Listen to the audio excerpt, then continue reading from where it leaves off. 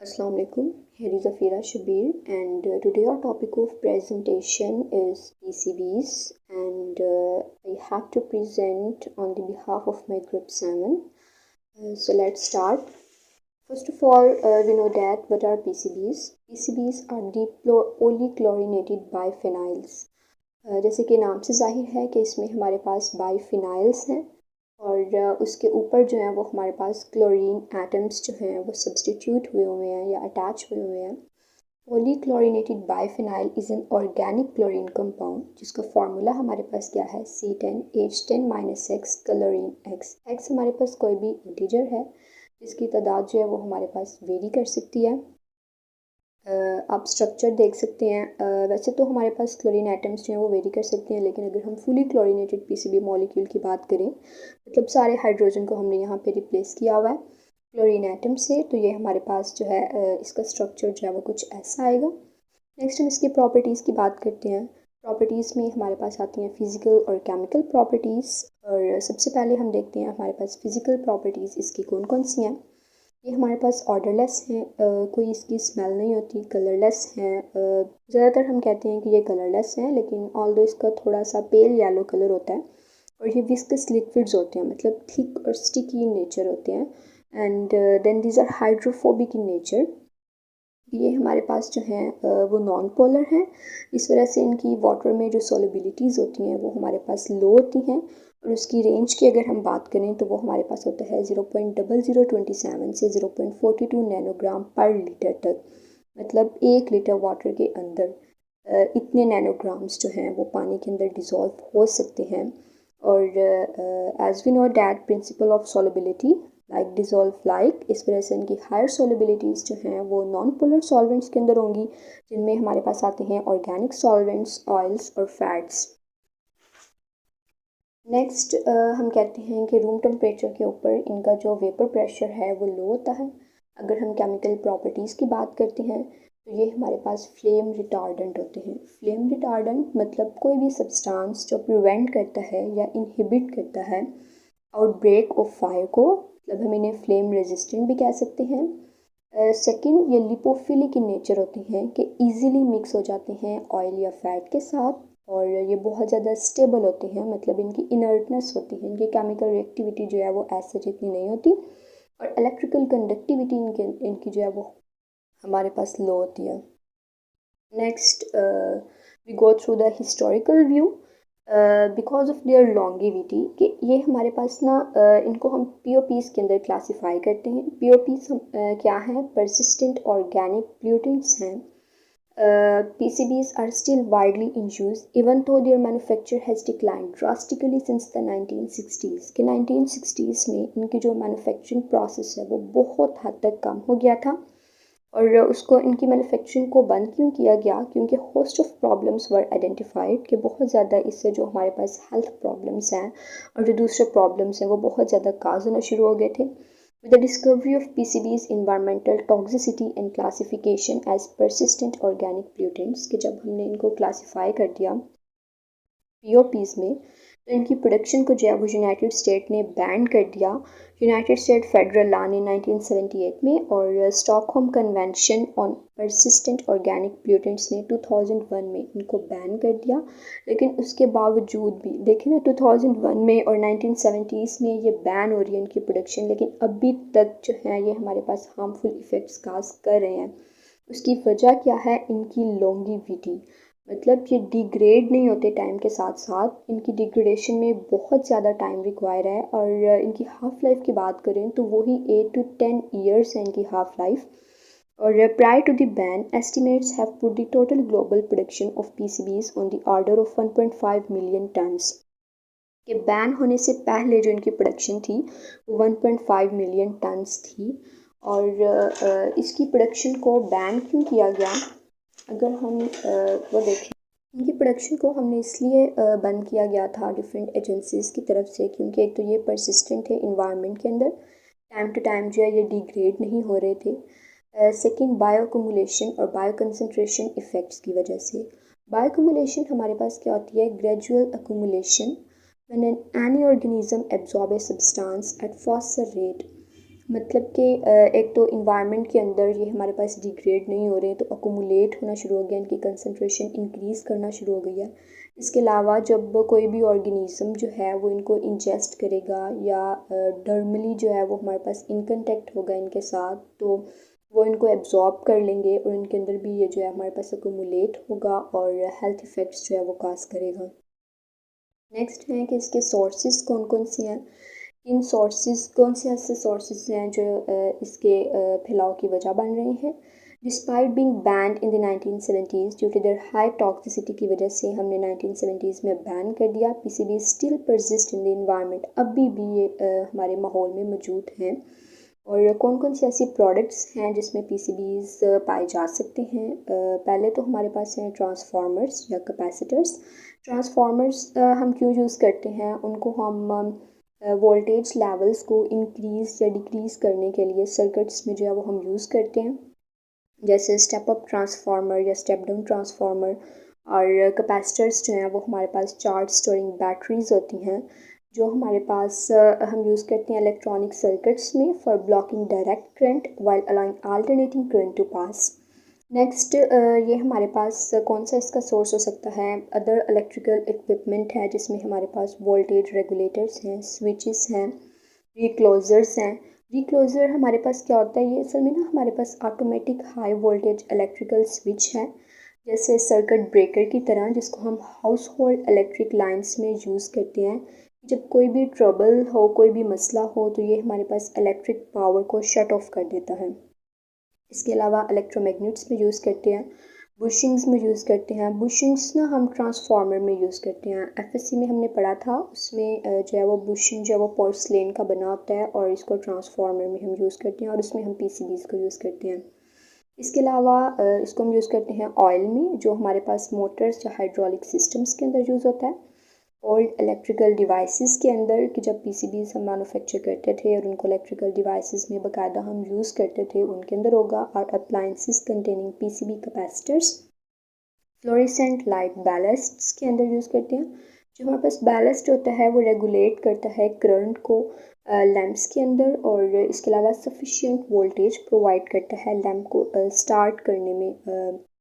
इसके अलावा cable insulation में यूज़ करते हैं thermal insulation material including fibreglass, foam, कॉक एक्सेट्रा के अंदर।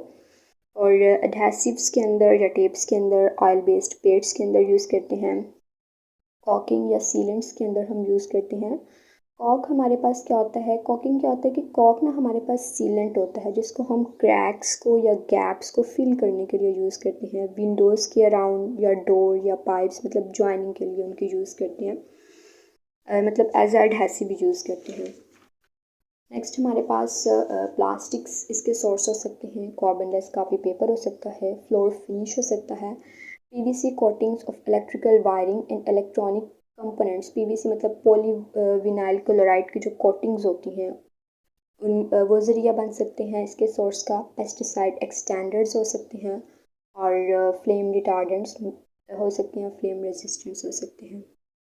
नेक्स्ट हम देखते हैं कि हमारे पास पीसीबीज जो हैं वो हमारी इन्वायरमेंट के अंदर एंटर कैसे होते हैं। कि तो इन सोर्सेज के अंदर मतलब इन प्रोडक्ट्स के अंदर पाए जाते हैं, और इन प्रोडक्ट्स से जो है वो हमारी इन्वायरमेंट के अंदर कैसे आते हैं, और इसके बाद ऑर्गेनिजम्स के अंदर, ह्यूमंस के अंदर जो है वो कैसे एंटर हो रहे हैं। Generally PCBs are very stable which explain their persistence in the environment. एक तो ये बहुत ज़्यादा स्टेबल है जिसकी हम पहले भी बात कर चुके हैं। It does not decompose readily, having long half life of 8 to 10 years जो है वो हमारे पास इसकी हाफ लाइफ है। अगर हम बहुत ज़्यादा हाई टेम्परेचर प्रोवाइड करते हैं तो पीसीबीज को हम बर्न कर सकते हैं, लेकिन उसके नतीजे में हमारे पास ना बाई प्रोडक्ट्स बनती हैं जो बहुत ज़्यादा डेंजरस होती हैं, जिसके अंदर हमारे पास डाइऑक्सिन्स होते हैं। PCBs tend not to evaporate or to dissolve easily in water। एक तो ये इनकी वोलेटिलिटी एबिलिटी बहुत कम होती है कि इतनी जल्दी इवेपोरेट नहीं हो सकते।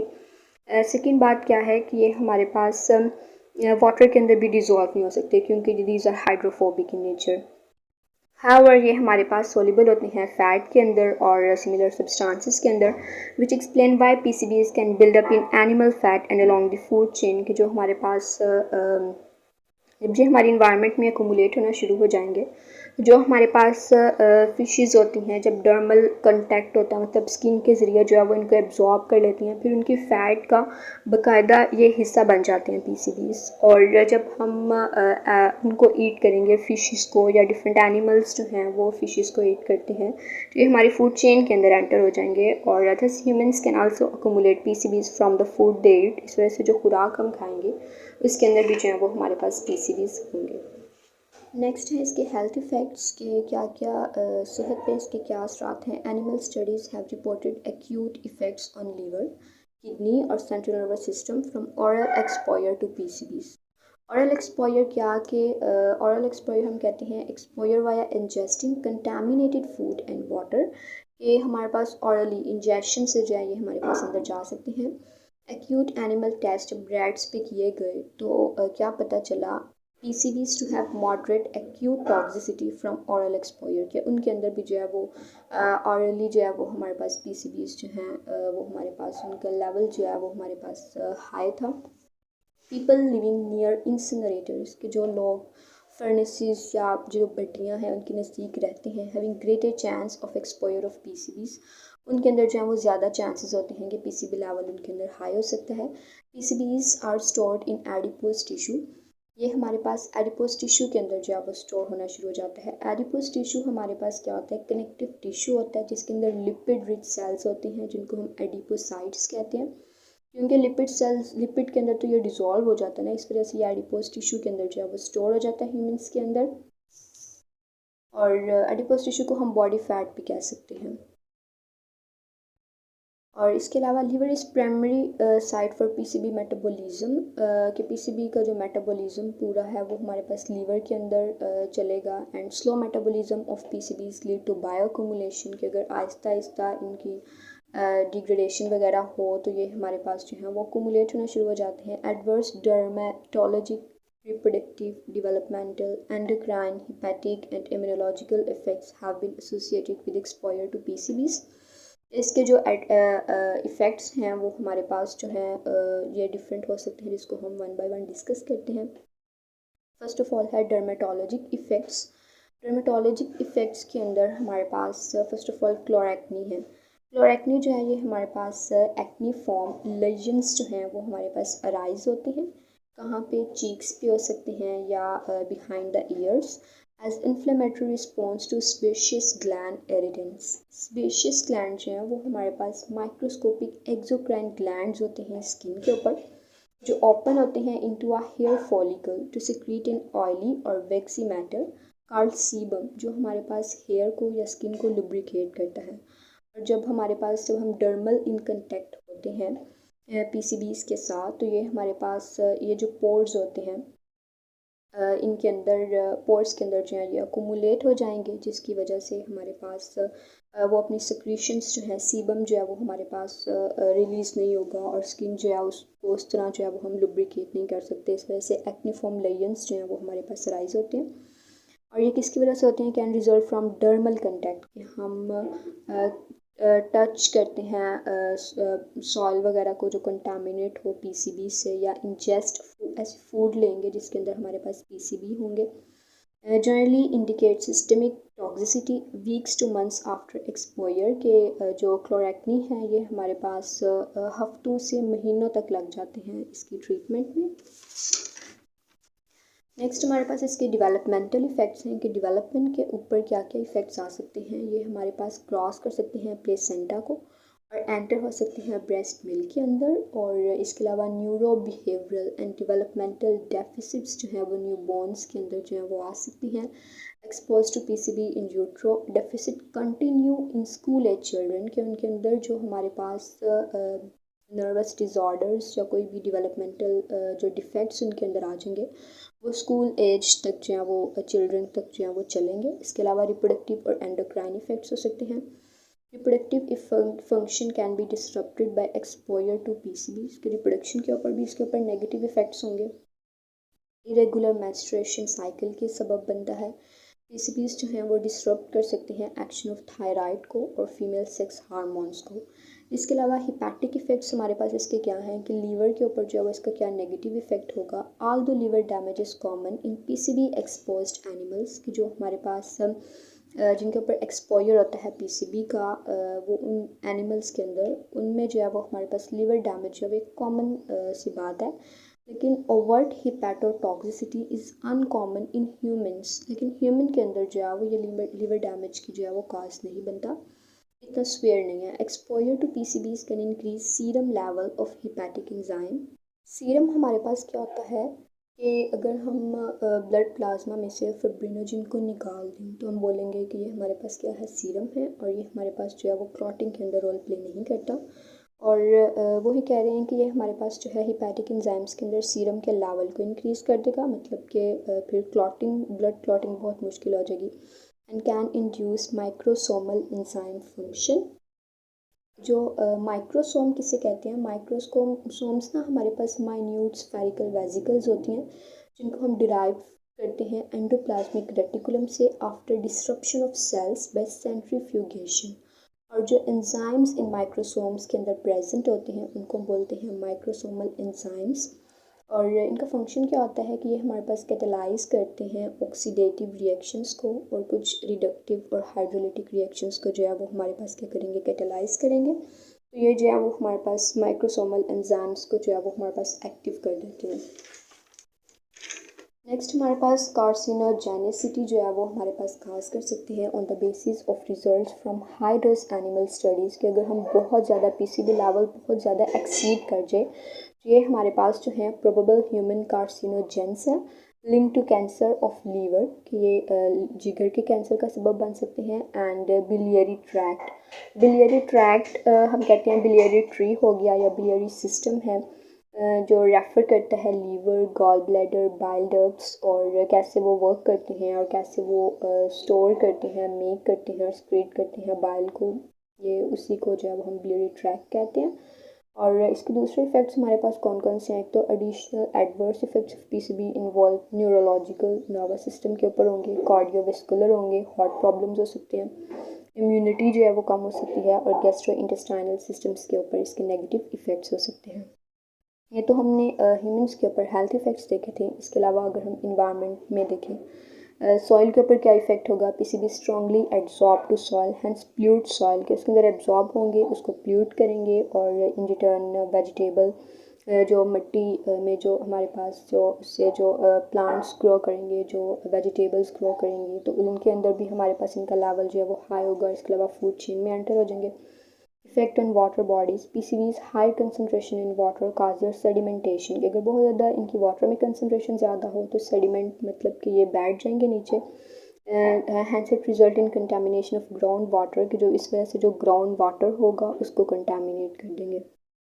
इफेक्ट ऑन मेरीन लाइफ के ऊपर क्या इफेक्ट है इसका, it bio accumulate up in food web specially in fat tissues of aquatic animals, के जो एक्वेटिक एनिमल्स हैं, जो फिशेस हैं, उनके अंदर जो फैट है उसके अंदर ये डिज़ोल्व हो जाते हैं, उनके अंदर वो एब्जॉर्ब हो जाएंगे और उनका जो है ये हमारे पास पार्ट बन जाते हैं।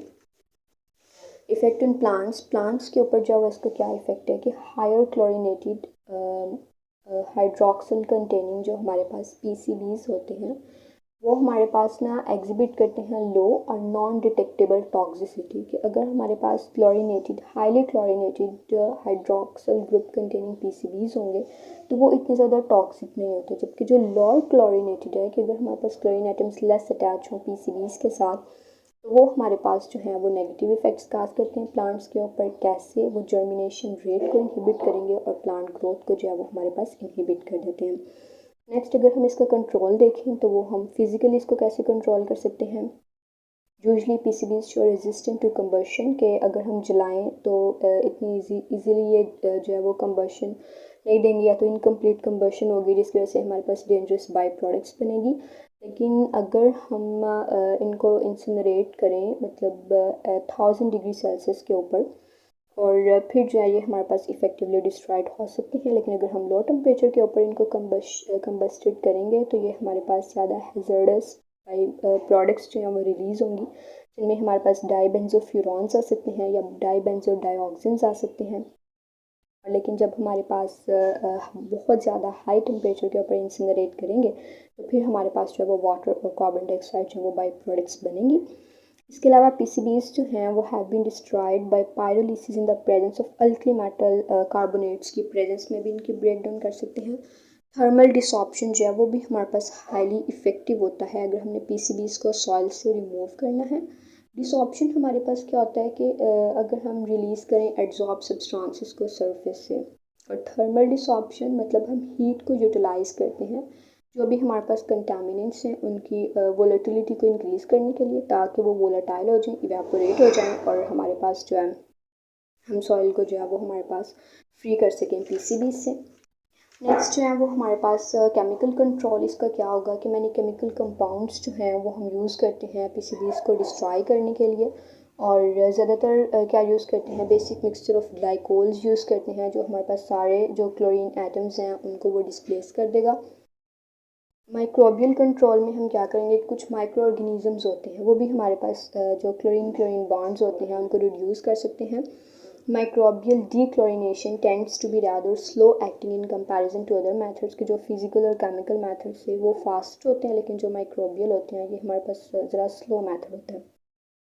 इसके अलावा एंजाइम्स जो हैं जो हम एक्सट्रैक्ट करते हैं माइक्रोब से वो भी पीसीबी डिग्रेडेशन में जो है वो हमारे पास रोल प्ले करते हैं। 2005 में हमारे पास जो हमने एंजाइम एक्सट्रैक्ट किया था शुएनेला ओनिडेंसिस, उसने बायोडिग्रेड किया था हाई परसेंटेज को पीसीबी को सॉइल सैंपल्स के अंदर। इसके अलावा अगर हमने माइक्रोबियल डिग्रेडेशन ऑफ पीसीबी को स्टिमुलेट करना है तो हम लो वोल्टेज करंट भी अप्लाई कर सकते हैं।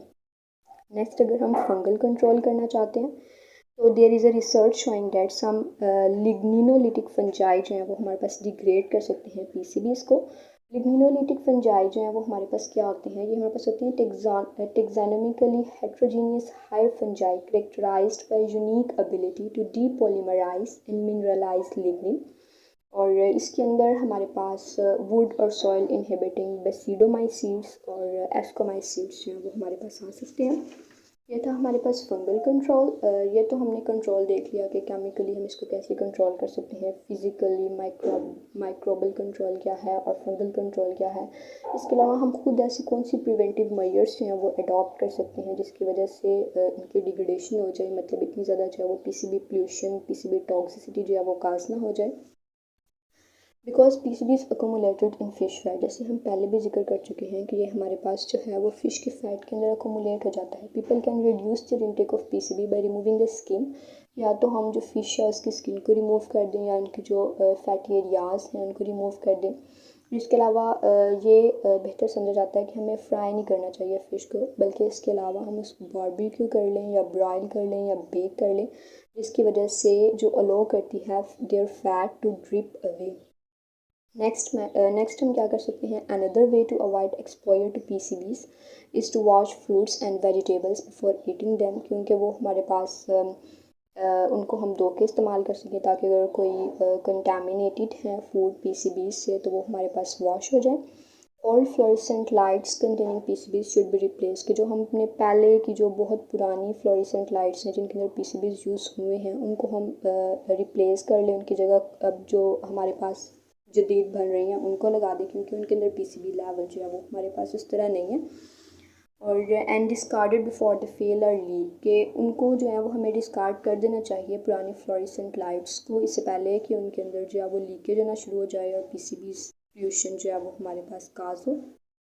Avoiding contact with contaminated soils and sediments can reduce exposure to PCB, के हमें जो है वो सॉइल और सेडिमेंट्स जो हैं वो इनके साथ नॉर्मल कांटेक्ट नहीं करना चाहिए।